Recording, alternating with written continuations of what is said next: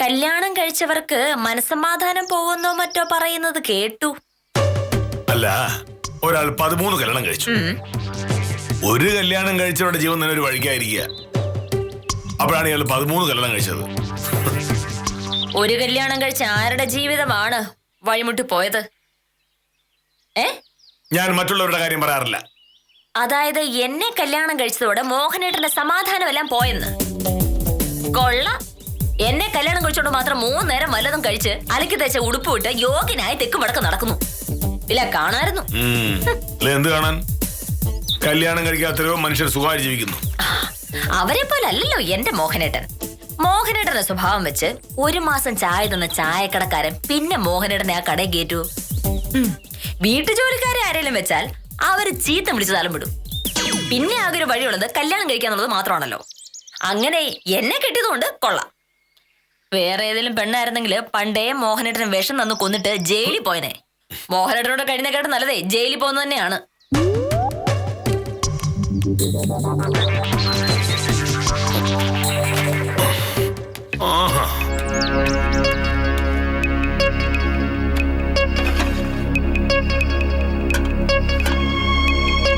നിന്നെ അല്ലായിരുന്നു കെട്ടിയിരുന്നെങ്കിൽ എനിക്ക് ഒരു ദോഷവും വരികയില്ല എന്ന് മാത്രമല്ല, ഇങ്ങനൊരു അബദ്ധം ചെന്ന് ചാടുകയില്ലായിരുന്നു. സത്യം പറഞ്ഞാൽ നമ്മൾ തമ്മിലുള്ള കല്യാണം കഴിഞ്ഞതിന്റെ ലാഭം മുഴുവൻ നിനക്ക. അതെന്ത് ലാഭം മോനേട്ടാ? ഞാൻ ഒരു സർക്കാർ ഉദ്യോഗസ്ഥനാണ്. സർക്കാർ ഉദ്യോഗസ്ഥൻ എന്ന് പറഞ്ഞാൽ ഒരു ഉയർന്ന സർക്കാർ ഉദ്യോഗസ്ഥൻ.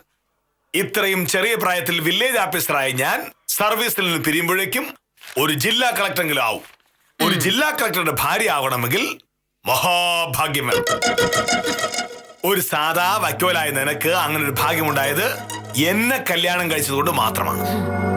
ഈ വില്ലേജ് ഓഫീസർ എന്ന് പറയുന്നത് എന്തോ ഭയങ്കരമായ സംഭവമാണെന്ന് മോഹനേട്ടന് മാത്രം തോന്നുന്നൊരു കാര്യമാണ്. സർക്കാർ കണക്കിൽ ഒരു UD ക്ലർക്കിനെക്കാട്ടിലും ഒരല്പം കൂടി മുകളിൽ, അത്രയേ ഉള്ളൂ.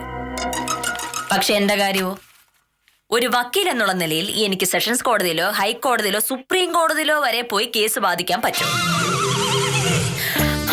ഞാൻ സുപ്രീം കോടതി കേസ് വാദിക്കുമ്പോഴത്തുള്ള അവസ്ഥ മോഹനേട്ടൊന്ന് ആലോചിച്ച് നോക്കിയേ. മുന്തിയ സുപ്രീം കോടതി വക്കീലിന്റെ ഭർത്താവ് ഒരു സാധാ വില്ലേജ് ഓഫീസർ. നീ അതിന് സുപ്രീം കോടതി വക്കീലായി കഴിയുമ്പോഴല്ലേ മജിസ്ട്രേറ്റ് കോടതിയിൽ പോക്കറ്റടിക്കാരുടെയും മുച്ചൂറ്റലിക്കാരുടെയും കേസ് വാദിക്കുന്നത് പോലെ അല്ല സുപ്രീം കോടതിയിലെ കേസ് വാദിക്കുന്നത്. ബുദ്ധിയുള്ള ഏതെങ്കിലും കക്ഷി സുപ്രീം കോടതിയിലെ കേസ് നിന്നെ ഏൽപ്പിക്കുമോ? നിനക്ക് സുപ്രീം കോടതിയിലെ കേസ് വാദിക്കണമെന്നുണ്ടെങ്കിൽ ഒരേ ഒരു വഴിയേ ഉള്ളൂ, സ്വയം ഒരു കേസ് ഉണ്ടാക്കുക. ഇക്കണക്കിന് പോയാൽ വലിയ താമസമില്ലാതെ അതുണ്ടാവും. മോഹനേട്ടന്റെ കഴുത്തി പിടിച്ച് പീച്ചി കൊന്നിട്ട് ഞാൻ പോയി പോലീസിന് കീഴടങ്ങും. ആ കേസ് കോടതി വരുമ്പോ എനിക്ക് വാദിക്കാലോ.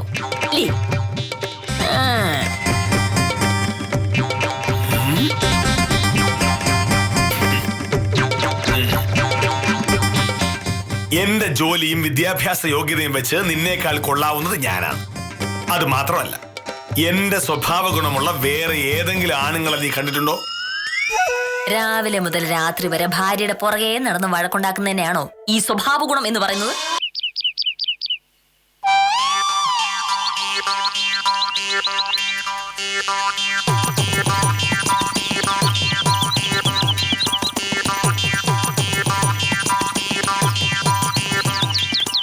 ആര്?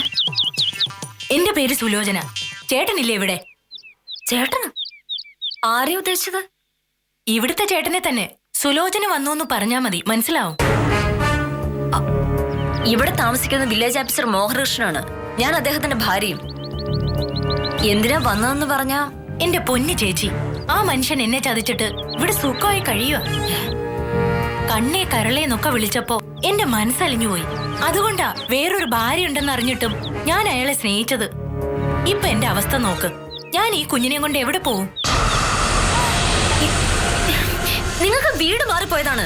ഞാൻ പറഞ്ഞല്ലോ, ഇത് മോഹനകൃഷ്ണൻ എന്നയാളുടെ വീടാണ്. അയാളുടെ കാര്യം തന്നെയാ ഞാൻ പറയുന്നത്. കണ്ട പരമയോഗ്യൻ, നാട്ടുകാരുടെ മുമ്പിൽ മാന്യൻ. പക്ഷെ ശരിക്കുള്ള സ്വഭാവം എന്താന്നാ നിങ്ങൾ കരുതിയത്? നിങ്ങൾ ഇങ്ങനെ അന്തം വിട്ട് നിൽക്കാതെ അയാൾ എന്നെ വിളിക്കേ, അപ്പൊ അറിയാലോ സത്യം. വന്നത് സുലോചനയാണെന്ന് പറയണ്ട. അങ്ങനെ പറഞ്ഞാലേ പുറകോശത്തോട് ചാടി ഓടിക്കളേ. പക്ഷെ അങ്ങനെയൊന്നുമല്ല. ഞാനൊന്നും എനിക്കൊന്നും കേൾക്കണ്ട. നിങ്ങൾ അയാളെ വിളിക്കുന്നുണ്ടോ അതോ ഞാൻ നാട്ടുകാരെ വിളിച്ച് നാണം കെടുത്തണോ? എനിക്ക് നഷ്ടപ്പെടാനൊന്നുമില്ല. ഈ കൊച്ചിനെയും കൊണ്ട് ഞാനിവിടെ കുത്തിയിരിക്കും. ഇതിന്റെ മുഖത്തേക്കൊന്ന് നോക്കിയേ, അയാളുടെ മുഖഛായ അല്ലേന്ന്.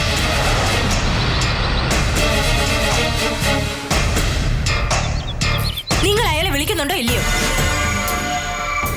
ഞാൻ വിളിക്കാം.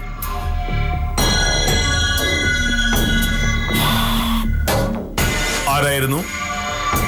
എനിക്കറിയില്ല. മോഹനേട്ടനെ കാണണമെന്ന് പറഞ്ഞു. ആരാണെന്ന് ചോദിച്ചില്ലേ? ചോദിച്ചു, പക്ഷെ അവര് പറഞ്ഞില്ല. മോഹനേട്ട, കുറച്ചു മുന്നേ മോഹനേട്ടൻ എന്താ പറഞ്ഞത്? ഈ നാട്ടിലെ ഏറ്റവും മാന്യനായ സത്യസന്ധനായ പുരുഷൻ മോഹനേട്ടനാണ് എന്ന്, അല്ലേ? നിനക്കൊരു സംശയം? പിന്നെന്താ പറഞ്ഞത്? ഒരു കല്യാണം കഴിച്ചത് തന്നെ അബദ്ധമാണ്, അപ്പോഴാണ് ഒരു ഭാര്യയുള്ളവൻ വേറെ പെണ്ണുങ്ങളുടെ പുറകെ പോകുന്നത് എന്ന്. എന്താ സംശയം? ഞാൻ നീ അല്ലാതെ വേറൊരു പെണ്ണിന്റെ മുഖത്ത് നോക്കാത്തത് അത് മര്യാദകേടാണെന്ന് കരുതിയിട്ടല്ല. ഒരുത്തിയുടെ മുഖത്ത് നോക്കിയതിന്റെ ഫലം ഞാൻ അനുഭവിച്ചു. ചൂടുവെള്ളത്തിൽ വീണ പൂച്ച പച്ചവെള്ളം കാണുമ്പോഴുള്ള അവസ്ഥയിലാ ഞാനിപ്പോ വേറെ പെണ്ണുങ്ങളെ കാണുന്നത്.